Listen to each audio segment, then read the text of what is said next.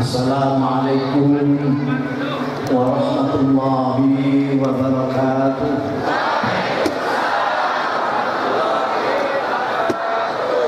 Alhamdulillah nahmaduhu wa nasta'inuhu wa nu'minu bihi wa natawakkalu alayhi wa nastaghfiruhu wa natubu ilayhi wa na'udzu billahi min shururi anfusina wa min sayyiati a'malina. من يهده الله فلا مضل له ومن يضلل فلا هادي له واشهد ان لا اله الا الله وحده لا شريك له واشهد ان محمدا عبده ورسوله اللهم صل وسلم وبارك وترحم وتحنن على عبدك ورسولك سيدنا ومولانا محمد وعلى اله واصحابه ومن تبعهم أما بعد. Hadratul habaib wal masyayikh al-aizah bima isukum, para sesepuh bini sepuh, khususnya para pejabat yang hadir, baik TNI, Polri maupun sipil, khususnya dan teristimewa yang terhormat dan saya menghormati, yang tercinta dan saya cintai, Kang Emil, Bapak Wali Kota yang saya kenal Kang Emil karena saya termasuk followernya di Twitter. Beliau mempunyai follower lebih dari 9 juta. Luar biasa. Yang terhormat Gus Hasan, Ketua Wilayah NU dan segenap keluarga besar Nahdlatul Ulama yang hadir pada hari ini, termasuk Muslimat, Fatayat, Ansor, Ibnu, IPWNU, Banser, Hanusa, kaum muslimin muslimat rahimahumullah. Pertama-tama perkenankan saya memanjatkan puji syukur kehadirat Allah Subhanahu wa taala yang telah mentakdirkan saya bisa sowan di kota 1000 julukan, mulai kota kembang, kota perjuangan, Paris on Java, kiblat Afrika Asia, sampai yang terakhir adalah kota paling Islami di Indonesia.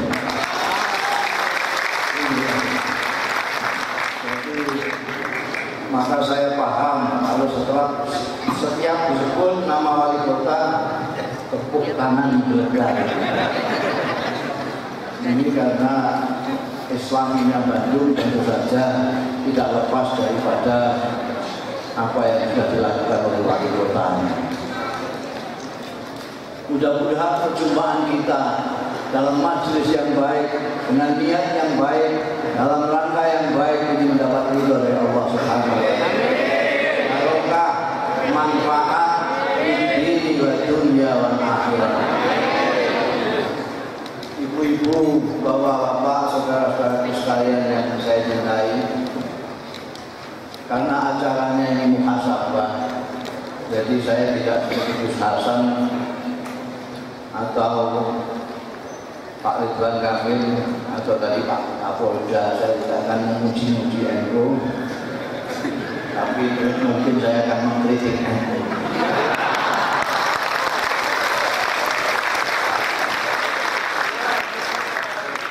Mohon maaf, saya 2 kali lipat umur saya dari Pak Wali Kota. Kakek beliau yang Panglima Kiai Muhyiddin, Panglima Hizbullah ini itu seleting dengan ayah saya yang juga Panglima Hizbullah di tempat saya. Kalau memuji-muji NU itu sudah semua orang lakukan. Jadi ini acaranya muhasabah. Jadi muhasabah itu introspeksi, menggeledah diri sendiri. Cukup untuk memuji NU itu. Dulu zaman revolusi ada seorang wartawan dari Arab namanya Muhammad Asad Shihab. Dia mengikuti perkembangan perjuangan umat Indonesia melawan penjajah, mulai penjajah Belanda hingga Jepang. Dia menulis banyak buku tentang Indonesia. Satu buku yang saya temukan dalam bahasa Arab, cetakan kue, judulnya luar biasa. Al-Allamah Muhammad Hasyim Asy'ari Wadhi'u Labinatil Istiqlal Indonesia.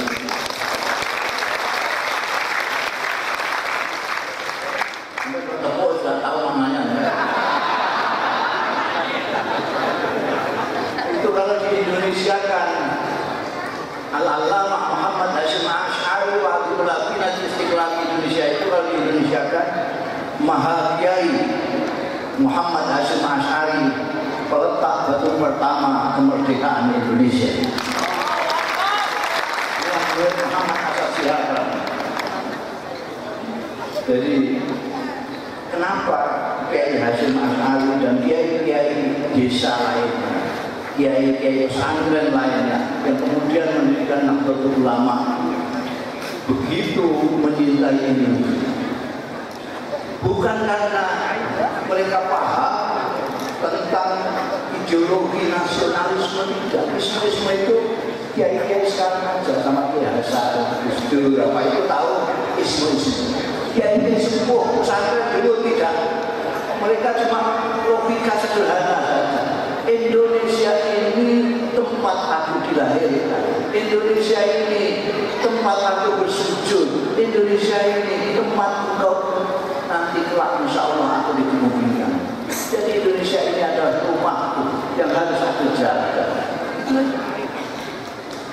Karena itu saya sering mengatakan di mana-mana orang NU itu menurut ajarannya kiai-kiai itu orang Indonesia yang beragama Islam. Orang Indonesia yang beragama.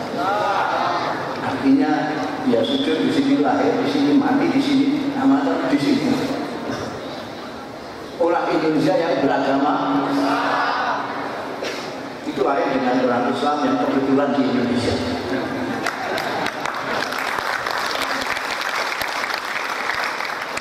Raja Salman orang Islam, kemarin ke Indonesia. Lain kita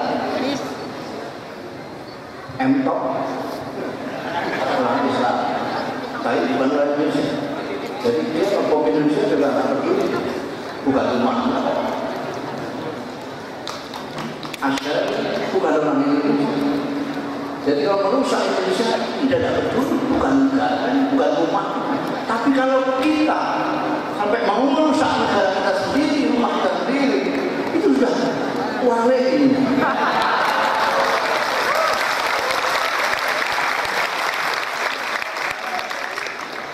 Maka saya sebenarnya itu cukup wali kota saja ya yang mau itu Hasan. Tadi itu sudah cukup betul. Kang Emil aja yang mengambil sana. Kenapa jauh-jauh undang saya dari rumah? Ini kita harus jaga itu. Ini ada, kalau wali kota sudah mengatakan demikian, wali kota dari kota yang paling Islam di Indonesia sudah merasa gelisah dan menyebut-nyebut Timur Tengah yang rusak itu kita harus paham, kita harus waspada betul. NU jangan tidur. Anda tahu kenapa NU menggunakan Nahdlatul Ulama? Nahdlatul itu bisa luhur. Selain Nahdlatul itu luhur, maknanya kebangkitan. Ulama-ulama pendiri Nahdlatul Ulama menamakannya dengan Nahdlatul, menggunakan masdar makroh menurut salah satunya. Itu itu tujuannya supaya bangkitnya sekali aja. Jangan kok bangkit tidur. Seperti sekarang. Setelah NU sudah menjelang atau abad 90 tahun, ini sudah mapan. Itu kelihatannya NU ini ya seperti orang-orang yang mapan lainnya, tinggal ngantuknya kan. Orang mapan kan sudah enak, ya betul. Yang ketibakan pesan kemari, oh ikut lah ikut ini, jual dari sana jual dari sini. Itu karena belum mapan.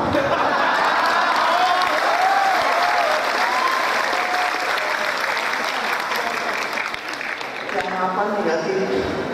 Nah ini yang cilaka tadi itu, dikhawatirkan Kang Emil nanti sih. Jangan-jangan itu yang diandalkan itu nombos. Sekarang itu kayak begitu ramainya Islam digunakan cibiran orang. Quran di semau-maunya. Nah itu yang katanya otentik, ilmunya langsung, sanadnya sampai Rasulullah Shallallahu Alaihi Wasallam. Nggak ada kedengaran suaranya. Mana? Takut nggak takbir? Nggak bisa takbir sendiri.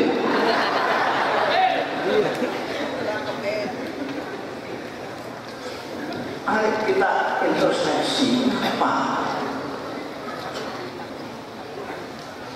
Sampai nanti ini saya pulang dari sini nanti akan ada silaturahmi kiai-kiai sepuh Nusantara di Lembang.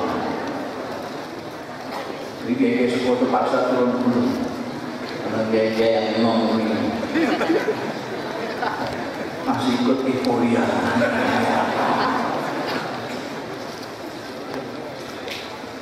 Jadi betul kalau tadi Kang Emil mengingatkan dengan Timur Tengah, itu orang-orang tidak menggunakan nalar. Tidak bisa kita beragama pakai nalar, tidak bisa. Kenapa orang berpikir tidak pakai nalar? Karena kepentingannya terlalu besar menutupi nalarnya. Kepentingan. Masa urusan pilkada Gusti Allah diajak.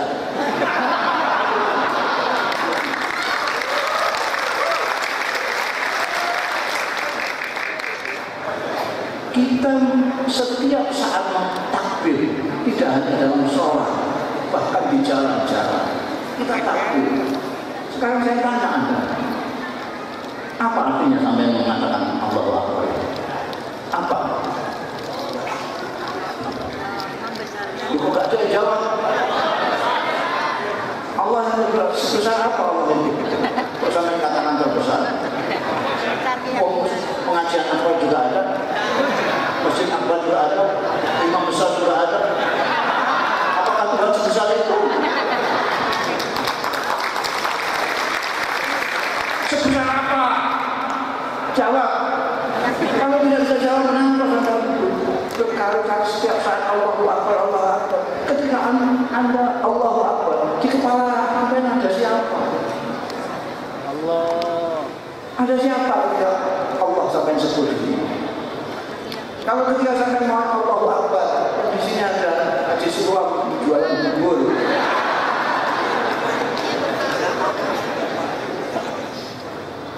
Saya sering menanyakan, kita di Bandung ini apa namanya? Sitakum daerah mana?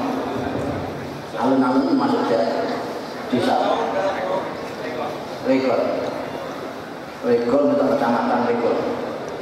Anda ini sekian ini ada di Regol, kecamatan Regol, kota Bandung, Jawa Barat. Jawa Barat itu salah satu provinsi di Jawa.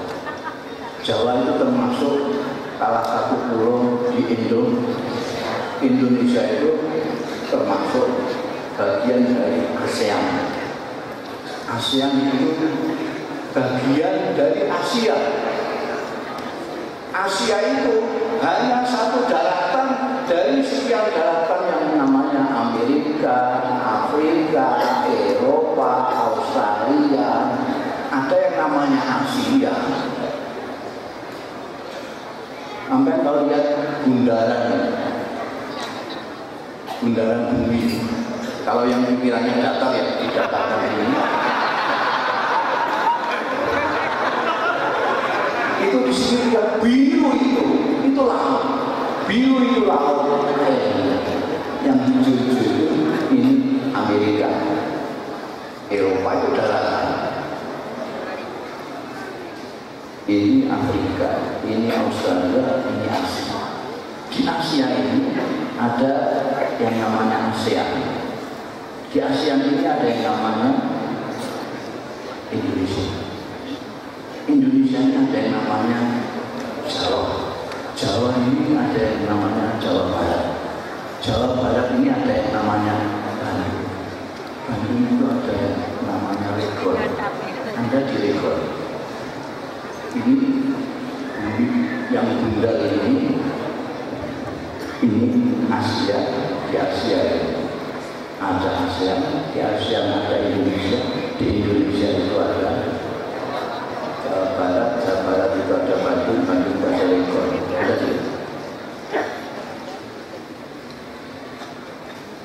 Yang namanya planet bumi yang ada benuanya namanya Asia apa ini. Ini kalau kita lihat di peta alam semesta itu tidak hanya sendirinya, dia banyak yang seperti bumi besarnya ribuan,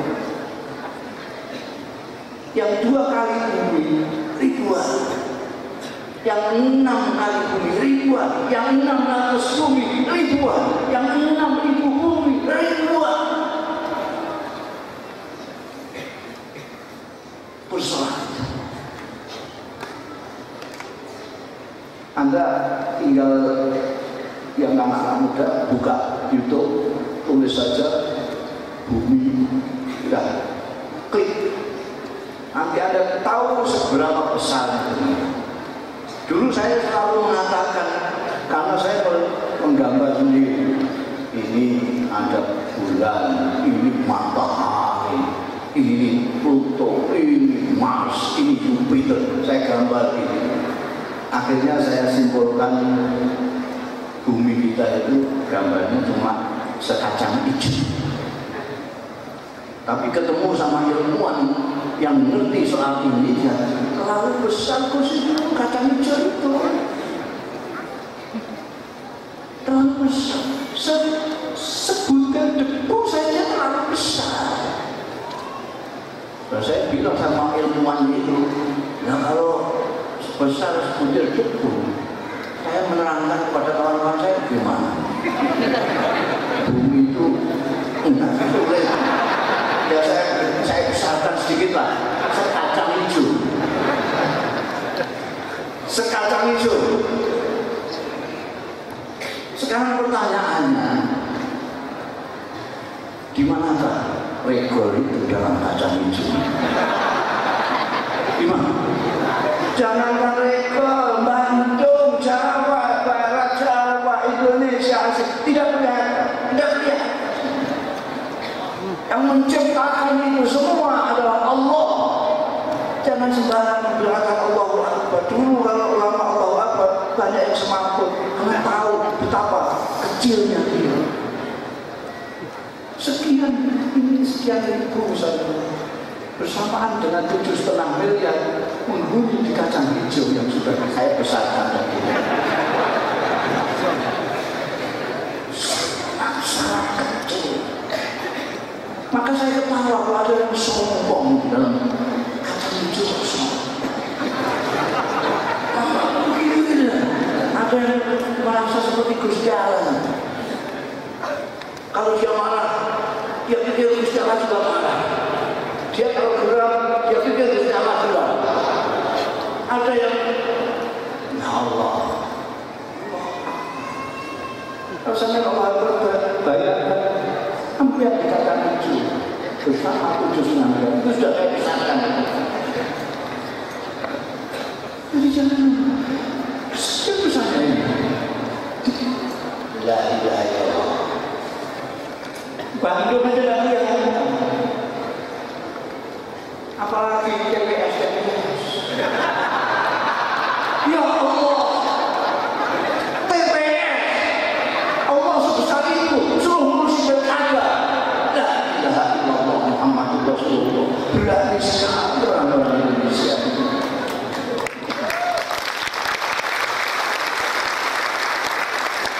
Mengatakan Allahu Akbar, tapi merasa dirinya lebih besar dengan yang lain. Gimana?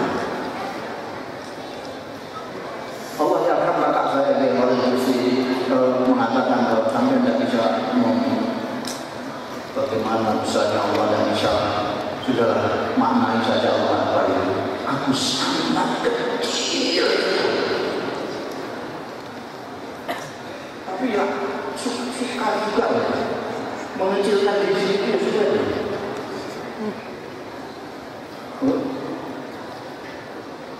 Beliau ini wali kota Bandung. Bagaimana mau mengecilkan diri sendiri? Yang Bandung ini anak buahnya semua. Saya mau mengecilkan diri kesulitan. Saya mustahil saya PPN. Mustahil di atas PPN. Mustahil. Jadi sulit. Mau mengecilkan diri gimana? Sapinya panjang. Itu yang banyaknya anak buah. Jadi bagaimana kita mengecilkan diri sendiri tidak bisa, membesarkan Tuhan tidak mau. Maka gunakan akal pikiran, ikuti jejak Rasulullah SAW. Sekarang ini banyak orang yang mengatakan kembali ke Quran, kembali ke Quran. Ternyata sedikit yang dimaksud juga adalah kembali ke terjemahan Quran kita.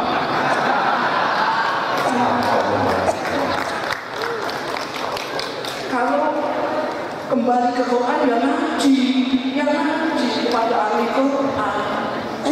Kalau kembali ke sunnah Rasul Sallallahu Alaihi Wasallam ya ngaji hadis. Jangan cuma lihat 40 mutiara hadis. Terjemahan Quran itu menurut saya sendiri itu tidak bisa diterjemahkan, apalagi diterjemahkan bahasa Indonesia. Kenapa? Asal itu terlalu kompleks, apalagi Quran. Quran itu sastranya luar biasa. Orang Arab mengatakan Qoma Zaidun, memanitui pakai jidat jari. Qoma Zaidun, Yakum Zaidun, Zaidun Qam, Zaidun Qam, Zaidun Yakum, Inna Zaidan Qam, Inna Zaidan Laqam, Kana Zaidun Qam. Ini sudah berapa tadi? Itu orang Indonesia menerjemahkannya hanya satu. Zaid berdiri. Yang dia bilang masa-masa. Anda biasa baca Yasin, di sana ada diriwayatkan dua utusan Allah didustakan oleh ketika mengatakan inna ilaikum mursalun, didustakan oleh kaum-kaum. Fa'azzazna bi dzalikum. Lalu Allah memutus ketika untuk memperkuat putusan tadi. Dan apa yang dikatakan oleh yang ketiga ini? Rabbuna ya'lam inna ilaikum lamursalun. Ini sudah beda dengan yang tadi. Ada nuansa-nuansa sastrawi yang hilang oleh semua. Sampai lihat di Quran terjemahan Fadribul A'naq, terpatah sikat aja lehernya orang lain. Tapi Quran itu ada ilmu Quran, ada ilmu tafsirul Quran, ilmu asbabun nuzulul Quran, banyak ilmu-ilmu. Ini cuma lihat terjemahan cepat, berapa lagi? Ini luar biasa ulangnya. Jadi kacau, masyarakat jadi kacau. Karena di bawah, kalau di atas yang alim ada alim, di atas langit ada yang alim lagi. Maka di bawah bumi ada yang lebih bumi.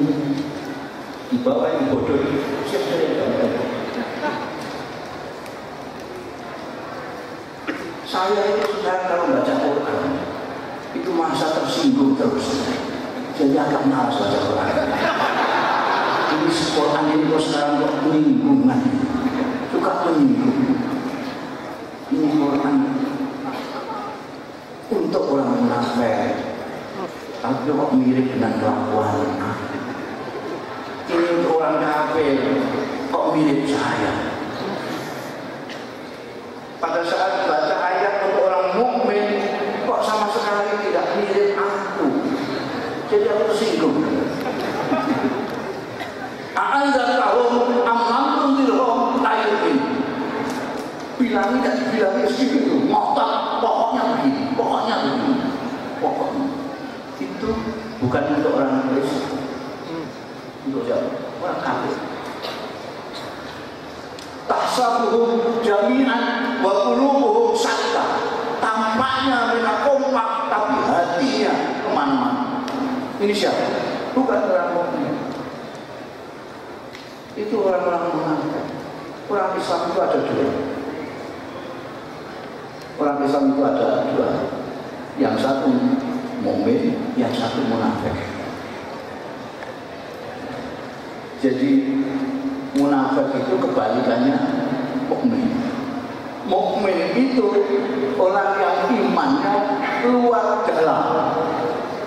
Yang munafik itu yang luar tok, dalamnya tidak. Jadi sampai tidak bisa mengatakan orang ini munafik, tidak bisa. Kenapa? Karena sampai tidak tahu dalamnya ini. Kalau sampai tidak, berarti kamu ngaku-ngaku seperti kajian Nabi Muhammad SAW. Terlalu berani. Loh, tapi kan ada tanda-tanda. Loh, tanda-tanda yang menjelaskan begitu. Dulu pernah suatu perang jihad, betul-betul jihad melawan orang-orang yang memusuhi Nabi Muhammad SAW. Itu ada pendekar Islam yang pedangnya sudah di lehernya musuhnya. Sudah tidak kecil. Tahu-tahu dia la ilaha illallah. La ilaha illallah. Politis.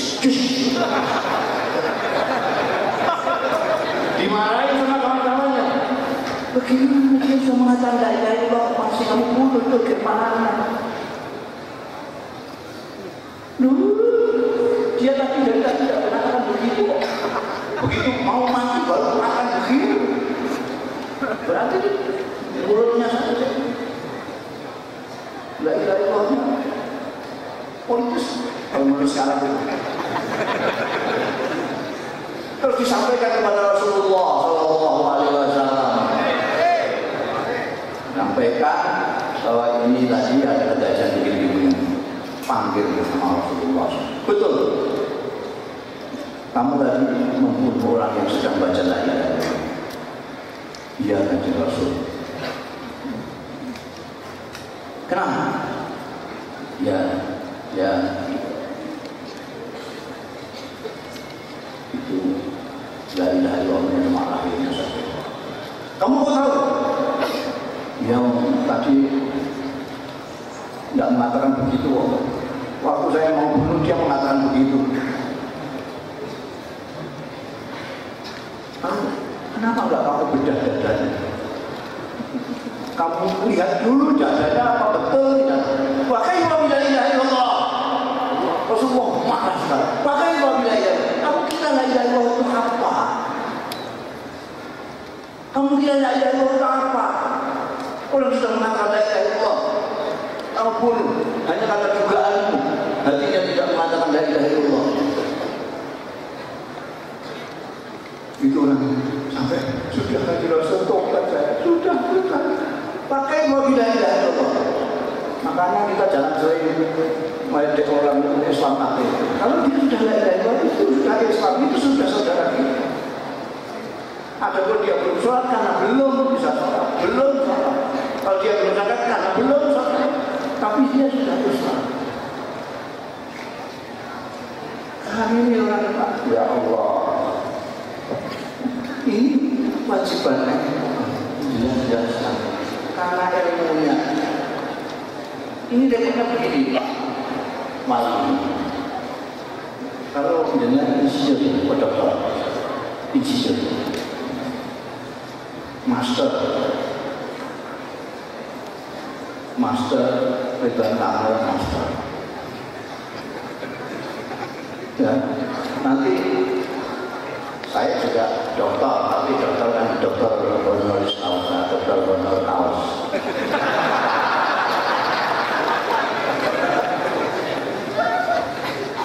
Itu kalau master arsitek seperti beliau, meskipun beliau tidak pernah tidak jarang menggunakan yang bela-belanya, karena tidak perlu menurut beliau. Tapi kalau beliau ngaku-ngaku masalah itu ada diplomanya.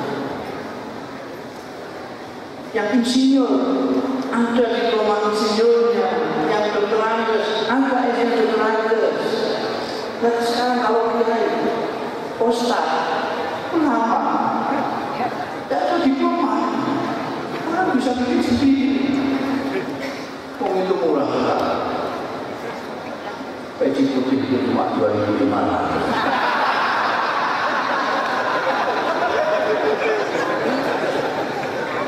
Serban yang paling mahal ya 25.000 lah. Sekarang bagaimana pertanggungjawabannya? Bagaimana orang awam melihat? Kalau melihat insinyur sudah jelas tidak perlu diteliti karena jelas itu itu. Tidak ada orang meneliti ini insinyur benar apa enggak? Ini master arsitek apa enggak? Ini dokter Andes betul apa enggak? Ini dokter enggak? Tidak ada yang begitu karena mereka selalu bisa lebih diploma. Ini dokter. Kalau ustaz kiai pernah sampai tanya, kenapa enggak pernah sampai tanya? Ada enggak sertifikat dokter ustaz kiai? Lalu bagaimana orang awam budaya ini kurang-kurang kiai atau kiai juga? Ini ustaz merasa jilbab apa jilbab merasa ustaz? Itu tidak bisa membedakan itu, tidak bisa. Karena ini persoalan besar, soal agama. Kalau agama itu dipermainkan, itu mulai zaman Sayyidina Utsman. Sayyidina Utsman itu waktu meninggal tidak boleh disalati di masjid Nabawi Allah. Nah, mau memberontak salah itu. Itu dalam agama dipakai. Maka ya siapa? Kalau dulu enak sekali, setiap kita ingin apa-apa tinggal lihat Rasulullah Sallallahu Alaihi Wasallam. Saya kata-kata langsung, wah kalau saya hidup di zaman Rasulullah enak sekali, saya tidak perlu baca Quran segala macam, tinggal lihat Kanjeng Nabi saja sudah cukup. Ngapain buka-buka Quran? Ada Quran berjalan ini. Kanjeng Nabi itu Quran berjalan. Kalau kita mau sholat, tinggal lihat sholatnya Kanjeng Nabi aja. Kalau kita mau haji, tinggal lihat hajinya Rasulullah. Seperti dawuhnya Rasulullah, "Shallu kama ra'aytumuni usolli." Salat engkau seperti aku sholat. Enak. Memuliakan itu bagaimana? Tinggal lihat Rasulullah SAW. Menghormati orang tua itu kayak apa? Tinggal lihat Kanjeng Rasul SAW. Menyayangi yang lebih muda itu bagaimana? Lihat Kanjeng Rasul. Baik dengan tetangga itu bagaimana? Tinggal lihat Rasulullah SAW. Menghormati tamu itu bagaimana? Lihat saja Rasulullah. Kan enak.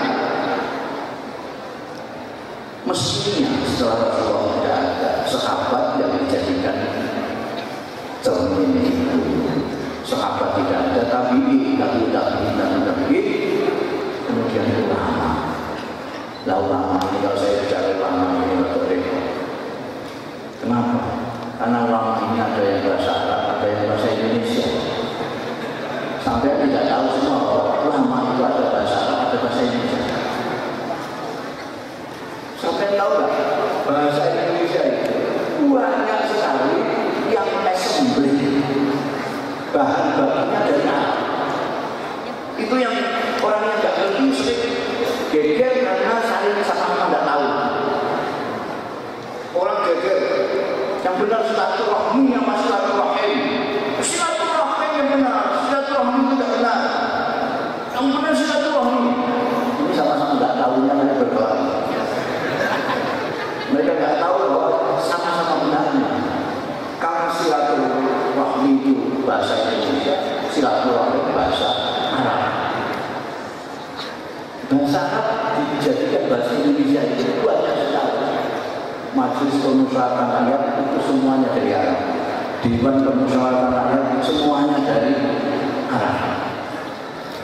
Tapi ya itu, kalau sudah esok bahasa Indonesia, maknanya mengalami distorsi, mengalami pergeseran makna. Jamaah itu di sananya maknanya orang banyak. Jamaah. Setelah di Indonesia itu bisa orang satu juga jamaah. Ini jamaah haji dari mana? Satu kok jamaah. Jadi dia nggak bisa disalahkan. Komite bahasa Indonesia kok. Ulama itu juga begitu. Makanya sekarang orang bingung. Karena apa namanya? Ulama itu ada bahasa Indonesia, bahasa Indonesia. Orang kalau tidak para ulama yang terhormat, masalah itu. Kenapa? Ulama itu jamaah pakai pahala. Pahala itu alatul jami. Pahala itu ada tujuan. Pahala hadir tidak boleh. Yang benar pahala hadir. Para ulama tidak boleh. Dan sebenarnya bagaimana? Pahala alim. Begitu kata satunya. Dia tidak tahu bahwa ulama itu ada yang bahasa Indonesia. Lebih membingungkan lagi karena di sana bahasa Arab itu ulama itu ada dua, ulama lughatan dan ulama istilah. Kalau ulama lughatan adalah orang yang berpengetahuan, orang seperti Einstein, Galileo, Thomas Edison, Habibie, itu kenal ulama lughatan. Kalau ulama istilahan yang namanya Allah min ibadil ulama, nggak tahu sekarang ini ada apa enggak di Indonesia, masih ada apa enggak? Jangan-jangan sudah enggak ada. Sekali dia Imam Nawawi dan juga sudah ada. Nah kalau ulama bahasa Indonesia itu lain lagi. Ulama bahasa Indonesia itu bisa mufrad, tidak perlu jamak. Kami buka kamus besar bahasa Indonesia. Itu ulama tidak jamak, nyamalu. Seorang yang mengerti agama. Jadi repot. Sampai mengatakan ini ulama, lughatan apa istilahnya dia tidak butuh mengikuti bahasa Indonesia kok. Dan lalu orang awam ini gimana? Kalau di sini fatwa, di sini fatwa, nah ini semuanya ulama. Gimana? Cara kita ini loh.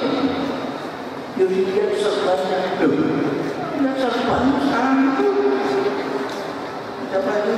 Opik itu aja serbannya bagus. Penyanyi itu, Opik itu serbannya bagus sekali. Tidak bisa untuk tanda jubah. Jubah itu orang-orang Nasrani banyak yang jubah. Jadi bagaimana dia? Atau insinyur, dokter, dokter gampang, tinggal diplomatik punya enggak? Kalau dia ustaz ulama harus rekam jejak sampai ke sana. Kalau tidak kepingin tersesat ke sana kemana, banyak fatwa, maka harus tahu orang jejaknya. Kiai ulang biduan, ini ngajinya dulu di mana? Harus kasih. Dulu di kiai kalau lama itu ada tradisi ijazah. Orang yang ngaji pada kiai itu mempunyai sanad yang sama. Sekarang kan enggak. Apa yang dia percaya saja karena dia mengatakan kalau kalian Rasulullah Shallallahu Alaihi Wasallam bersabda, "Innama a'malu binniyat." Seolah-olah Rasulullah itu tetangga. Dari mana dia punya Rasulullah mengatakan itu? Terus sampai juga mengatakan begini, kalau saya mengatakan itu, saya tidak perlu menanti kalau saya dihisab di sana. Apa? Sebab orang yang mengatakan ini sabda Rasul ternyata itu dia harus mempersiapkan pantatnya yang hilang. Kalau kita tahu apa kata nah, lalu saya lagi tanya, apa sudah bilang bahwa nama mau dunia itu dari Rasulullah SAW? Padahal kamu lahirnya 16 abad setelah Rasulullah. Dari mana kamu dengar? Saya tidak jawab. Dari guru saya, kiai saya. Kiai siapa? Kiai Mustafa, Kiai Ali Maksud, Kiai Mahfuz Ali, Kiai Masuki, Syekh Yasin Abad dan Syekh Abdul Halim Mahfud. Silakan tanya mereka.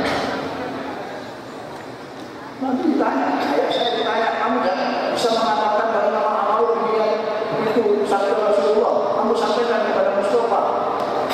Saya dengar dari guru saya, Syekh Umar Hamdan. Syekh Umar Hamdan dari yang ditanya, Syekh Umar Hamdan akan mengatakan, saya dari Syekh Faleh. Syekh Faleh akan bertanya terus sampai akhirnya saya dari Amirul Mukminin Umar bin Khattab yang mengatakan, Sami'tu Rasulullah Sallallahu Alaihi Wasallam yaqul innamal a'malu binniyat innamal likulli imrin ma nawa. Rasulullah dari siapa? Dari Jibril. Jibril dari siapa? Dari Allah Rabbul Izzah. Bertanggung jawab dan ilmiahnya jelas. Kalau mengaji tidak, sanadnya sampai Imam Ghazali. Begitu seterusnya. Sekarang ini kalau sampai ditanya lagi, kamu tahu kalau ini hadisnya Rasulullah? Siapa? Jadi Google itu terus punya cara bisa Google.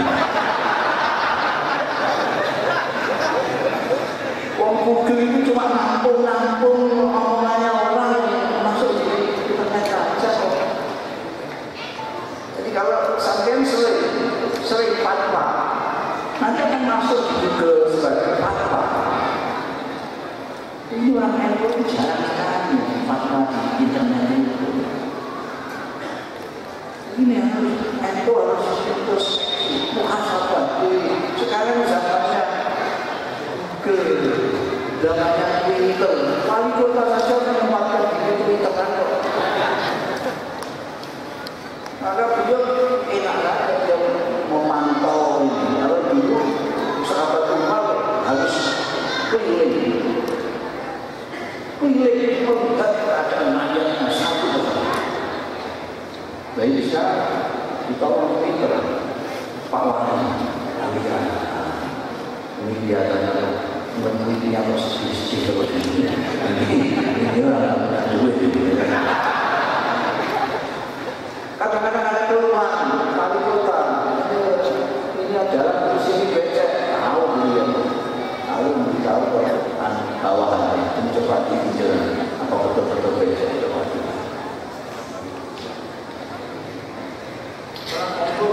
Orang yang ngomong ini, jangan sama saya aja urusannya. Ada bikin sendiri yang nalar, yang pakai akal. Sekarang banyak tidak nalar. Diikuti orang banyak. Bisa kesana kemari baca baca pahami dulu itu buah apa kalau buah itu jangan kembangkan akarnya. Saya setuju sekali dengan beliau itu Pak Wali Kota, kembangkan akal orang supaya berpikir jangan biarkan akal nganggur. Saya kira soalnya dulu itu zaman Pak Harto itu semua itu Pak Harto yang suruh mikir ya. Makanya rakyat malas mikir. Dulu kan semua Pak Harto nanam padi Pak Harto yang mikir, sempat aja jangan rojo lele. Jual cengkeh kepulan saja, jangan ke yang lain. Ada semua yang mikir, kita tidak melaksanakan. Malah ngecat tembok rumahnya sendiri, malah mikir cat kuning saja.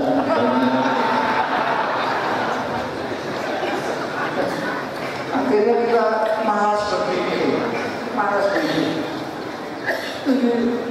ada malas sekarang ini, malas berpikir dan tidak bisa berpikir. Orang netro itu harus bisa berpikir karena tradisinya perbedaan itu sudah luar biasa. Biasa bukan kita baca apa namanya apa namanya mazhab Hijaz, mazhab Iran, ada mazhab Syafi'i, banyak sekali mazhab dan punya pimpinan tinggi dulu Kiai Wahab sama Kiai Bisi Samsuri, Dwi Tunggal. Ini hampir dalam banyak hal itu tidak cocok. Kalau maksud masalah itu sampai gebrakan gampang, tapi menurut yang satu menggunakan pekeh, yang satu menggunakan usul pekeh. Kiai Wahab sama Kiai Bisi Samsuri lain forum mereka berbeda, di GR mereka berbeda, apa saja banyak. Tapi begitu bakso masalah istirahat jeda karena waktu zuhur, maka kita istirahatkan dulu, kita sholat dan makan siang. Itu Kiai dua ini belum banyak lebih dulu mendapatkan hibah. Untuk apa? Untuk melayani yang jadi kalau Kiai Bisi yang duluan dapat hibah langsung menhibah, langsung dilatih untuk wudhu. Kalau sebaliknya kita dapatkan hibah, beliau hibah dulu untuk wudhunya Kiai Bisi. Kiai dulu kalau ada khilaf yang tajam menggunakan bahasa Arab, bukan hanya menggunakan bahasa Arab, bahkan menggunakan syair. Maksudnya apa? Maksudnya supaya jamaah santri-santri yang tidak tahu menanggung ini apa,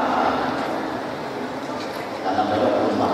Sekarang enggak, malah justru mengajak santri-santri berbeda dengan orang lain, ngajak jamaah. Jamaahnya berdoa ini apa namanya, kita harus apa namanya sebagai orang yang membanggakan ilmu. Dulu saya ingin Gus Dur, Allah Ta'ala Gus Dur. Saya itu ini apa namanya diskusi sama beliau. Saya membuka diskusi itu, saya tiduran sama berdua, tiduran lantai. Terus saya bilang, kita ini orang yang pikir-pikir kayak satpam. Nggak masakan, kalau ada gunting, pikir-pikir, kita yang berangkat, masih datang. Nanti kalau normal, major,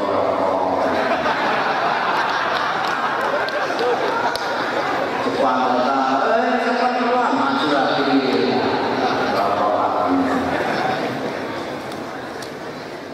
turun tangan, dia tidak boleh.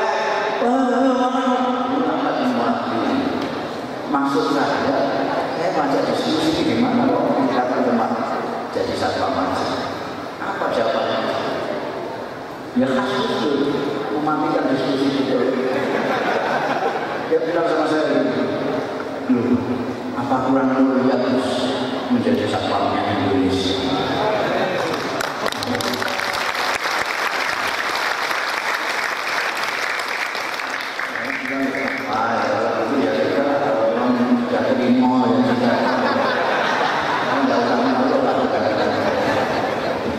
Tapi sekarang tidak ada satpam bahasanya wali kota segala macam. Jadi kita terutama yang muda ini tadi diperhatikan apa yang disampaikan wali kota, kita ini sedang mengalami sesuatu yang luar biasa, dan ini karena agama yang dipakai untuk berpolitik oleh orang-orang yang tidak ahli politik tapi berpolitik. Ini yang ajarkan kita orang yang kepengen yang berpolitik tapi nggak pasti berpolitik. Lalu menggunakan agama dan tidak begitu ngerti agama. Jadi repot semua. Tidak begitu ngerti politik, berpolitik, menggunakan agama, nggak mengerti agama. Ini pasalnya double-double. Murah. Loh, apa itu tidak berpolitik? Berpolitik. NU berpolitik, jangan dikira tidak berpolitik. Tapi politik NU itu, ya, politik itu ada tiga. Orang NU itu biasanya politik itu ada tiga. Ada satu politik kebangsaan. Politik kebangsaan. NU itu selalu berpikir tentang bangsa kita. Seperti yang dikatakan tadi, bermula dari pikiran sederhana bahwa Indonesia adalah rumah kita. Karena itu politik kebangsaan penting menjaga NKRI itu otak bagi orang yang anak. Ini politik kebangsaan. Tadi sudah disampaikan oleh Kiai, kenapa dulu ikut apa namanya Asatkom dalam anak Indonesia. Kenapa menerima asas undang-undang dasar? Karena Indonesia. Kita Indonesia. Kenapa Gus Dur ketika diturunkan tidak membiarkan rakyatnya sejahtera? Rakyatnya NU itu menurut survei terakhir 60 juta. Itu berapa kali lipat penduduk satu? Berapa kali lipat? Itu kalau itu menerangkan rakyatnya itu kayak apa Indonesia? Itu politik kebangsaan mengalahkan politik kekuasaan. Ada politik kebangsaan, ada politik kerakyatan. Dan ini politik kerakyatan ini yang sudah jarang-jarang dijalankan oleh orang lain. Politik kerakyatan itu bilang-bilang gimana rakyat ini. Kalau jadi ada jiwa, ya betul-betul betul. Jangan makin diri sendiri. Memakai rakyat kok makin diri sendiri. Makin kenduri aja. Makan sendiri. Ada yang ketiga ini yang paling disahwati, yaitu politik kekuasaan, politik praktis. Ini sangat sepele. Ini baru 5 tahun. Kan gitu. 5 tahun, politik 2 tahun. Lah kok bawa-bawa orang yang wilayah politik apa? Nggak bisa berpikir. Urusan 6 tahun. Memang kepentingan duniawi itu adalah meskipun itu 5 tahun, tapi bisa menghilangkan pikiran itu. Makanya sampai ada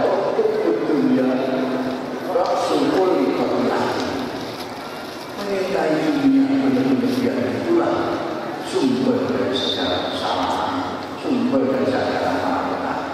Tidak usah berlebihan, senang umur, senang pangkat, senang harta, sedang-sedang. Kalau bahasanya NU at-tawassut wal ihtidal, itu sikap masyarakat sedang-sedang. Jangan berlebihan apa saja itu yang menyebabkan rusak. Sekarang kita terjadi di Indonesia itu karena berlebihan. Jadi sampai salat jenazah dalam dibuat kampanye gimana? Nah yang mati kan tidak urusan dia mati. Dia mati. Urusannya hidup. Berarti dia akan hidup menanggung dosa. Karena itu fardu kifayah. Kalau tak ada seorang pun yang salah, maka semua akan berdosa. Itu menjijikan sekali. Menjijikan. Itu menodai Islam luar biasa. Pemimpin-pemimpin itu harus mulai sekarang. Tidak usah menyatakan sesuatu yang dapat diartikan mendukung atau bilang hal-hal yang akan merusak kenyayaan. Ini jangan sekali lagi mendukung. Kalau tidak bisa berhujjah, diam. Jangan nge-share sesuatu yang berisi fitnah. Fitnah itu jahat sekali. Fitnah itu jahat. Lebih jahat daripada al-qatl. Sekarang fitnah kita berseliweran di sosial media. Dan orang sudah bangga membuat ini. Itu saya gambar saya beri dari mana jadi viral dikasih apa namanya kata-kata sendiri fotonya saya terus ada Gusmus. Nah foto saya kan di mana-mana diambil polisi Gusmus yang ngomong senang. Jadi saya mau tabayun gimana orang gimana mengungkapkan nanti capek. Orang pada tanya ini betul posisi begini capek. Ini makanya ini tidak usah punya macam-macam sampai bisa langsung ke saya punya akun di Facebook Ahmad Mustafa Bisri, jelas nama saya. Di Twitter saya juga punya juga nama Ahmad Mustafa Bisri, akhirnya Gusmus. Kami langsung aja tanya saya kalau ini dalam asal masyarakat itu ini dulu di Pakistan, Afghanistan itu asal usulnya seperti ini. Fitnah seperti ini. Jangan terlalu dekat ini. Dulu dalam Sayyidina Utsman itu gara-gara dikembangkan, kalau sekarang namanya buah fitnah. Sayyidina Utsman itu begini, dia itu pakai, dia itu begini, sampai termakan, sampai kemana-mana, sampai mengadakan pemerintah. Kita harus belajar sejarah, jangan sampai sejarah terulang menjadikan malapetaka bagi kita semua. Saya kira saya sudah lebih dari 1 jam berbicara. Mudah-mudahan ada manfaatnya. Kurang lebih mohon maaf saya kalau bicara ya begitu. Pokoknya begini. Ya, jadi kesimpulannya NU jangan hanya melihat usaha saja dari bacaan saja, tapi harus juga sekarang menjadi diri sendiri. Seberapa jauh kita sudah beri manfaat kepada umat. Tadi sudah diingatkan oleh Bapak Wali Kota, anfa'ukum linnas, khairukum anfa'ukum linnas. Kalau dibalik jelek-jelek orang yang paling berbuat tidak manfaat dalam manusia, bikin hoax, bikin fitnah dalam manusia. Kalau sampai mau bikin status atau tweet yang baik-baik, apa sabda Rasulullah SAW. Kalau melihat kiai ustaz ulama, lihat rekam jejaknya, harus tahu rekam jejaknya, ngajinya di mana, ilmunya dari mana. Jangan ustaz Iban, kiai Iban. Kalau sampai sulit, lihat nanti Rasulullah SAW. Maka saya saya sarankan dan usulkan, saya mau hidupkan kalau selawatan jangan sampai lupa menceritakan sama ibu Rasul Sallallahu Alaihi Wasallam. Jangan sampai lupa hanya selawatan itu memang bagus untuk menolak bala, tapi harus ada kisah-kisah tentang kanjeng Rasul. Al-khairu kullu fi ittiba'i Rasul Sallallahu Alaihi Wasallam. Dengan selalu ditampilkan perilaku Rasulullah Sallallahu Alaihi Wasallam, Anda bisa menilai yang ngaku-ngaku warisnya Rasul itu kok begitu kelakuannya, sesuai enggak ya kira-kira dengan Rasulullah. Tinggal itu saja. Kanjeng Rasul itu lemah lembut, apakah dia lemah lembutan? Kanjeng Rasul itu suka tersenyum, tidak suka senyum, apa suka merenungkan? Gitu, itu enak sekali. Rasulullah itu tampil, Rasulullah itu suka berkelahi atau tidak? Itu katanya. Ini kita juga jarang dikenalkan pada pemikiran dulu. Ada di Quran. Kita baca Al-Quran juga seperti Bapak Ramadan. Wah, kayak sopir bis malam. Bagaimana Ramadan yang lain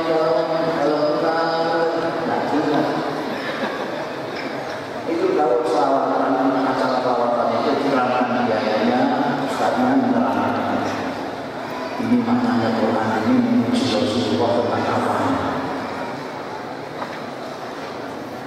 Quran Anda baca mulai Fatihah sampai minal jinnati wan nas, Anda tidak akan menemukan Allah memuji Rasulullah tentang enggak. Meskipun nanti Rasulullah banyak sekali tidak memuji tentang ilmu, meskipun ilmunya luar biasa, apalagi tentang kekayaan dan makanan. Tapi yang dipuji oleh Allah Subhanahu wa taala adalah akhlaknya. Wa innaka la'ala khuluqin 'azim. Wa innaka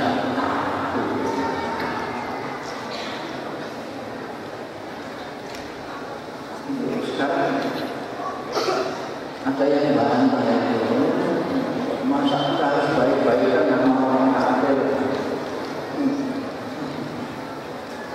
Itu nanti itu ada jenazah lewat itu ada yang tes sahabat itu yang Nabi kajian Nabi jawab, apa bukan manusia?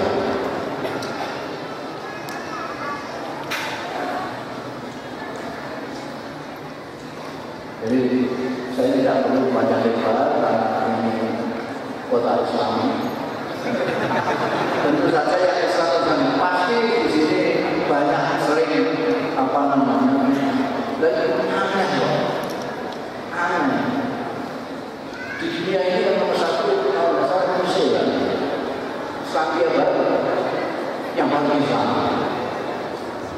Padahal di sana mungkin tidak banyak yang sholat. Ini yang biasa, itu yang meneliti bodoh semua, ukurannya tidak jelas.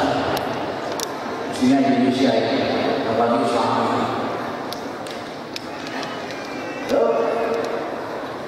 Ajaran kanjeng Rasulullah yang dijadikan ukuran itu, bagaimana penghormatannya terhadap manusia, bagaimana penghormatannya terhadap persaudaraan, bagaimana perhatian terhadap alam dan semua. Itu saya pernah lihat sendiri di Eropa, di Jepang itu bersih sekali, bersih. Cuma sama saja. Padahal saya tidak menemukan di sana ada batu minyak. Di sini ada batu minyak dan ada terjemahnya. Kebersihan adalah bagian dari iman. Itu di sini sampah.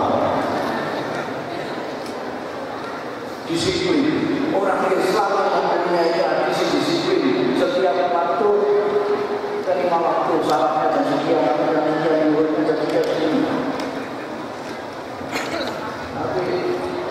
hari saya di Jerman itu malu sama anjing. Itu sepi jam 11 malam sudah sepi sekali. Nggak ada mobil lewat sama sekali. Ini orang-orang nggak pada ini kenapa? Saya lihat di sana ada gambar orang merah. Ada gambar orang merah saja tidak tahu, tidak berani yang mudah. Sepinya kayak ini. Saya sebetulnya seperti di sini saja, mau berangkat saja, sepi. Tapi saya malu sama anjingnya orang Eropa. Anjingnya juga masa saya sama disiplin sama anjingnya orang takut. Jadi jujur ya.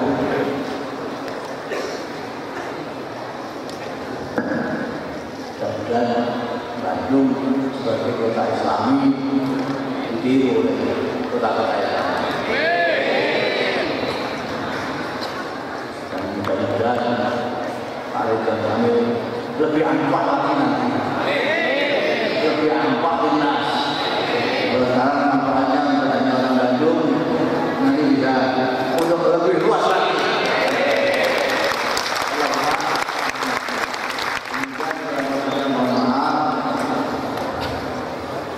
Terima kasih atas perhatiannya. Wallahu a'lam bishawab. Islam dan muslimin. Wa inna lillahi wa inna ilaihi raji'un. Wa khairu